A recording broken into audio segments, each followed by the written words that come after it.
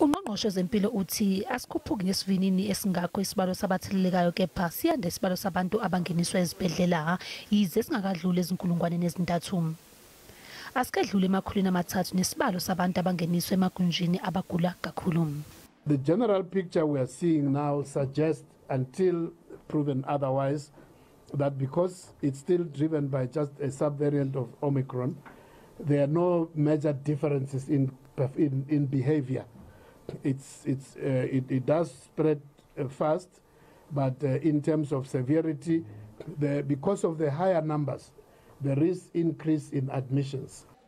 Igumbi labezimo eziphuthumayo eliphinde lavula iCharlotte Maxeke manje lizobandakanyeka nendawo yabahaqwe iCovid-19. Leli gumbi lizokwelekelela ngabantu abahaqekile abangeniswa kulesibhedlela. Bangu-50% abantu abahaqekile eGauteng.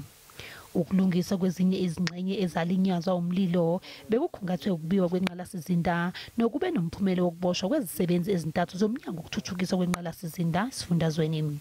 We are compartmentalizing the CCTV cameras to be able to focus on certain areas, but also areas of high risk in terms of that, which we are being assisted in terms of which are these high risk areas. Angeke zivumeleke iziguli ezizozingenela ngokwazo endaweni yezimo eziphuthumayo okwamanje. Indawo yezimo eziphuthumayo kanye neyamukela abalimele ezingozini inamagumbi ayisikhombisa amancane. Amabili asiyasebenza.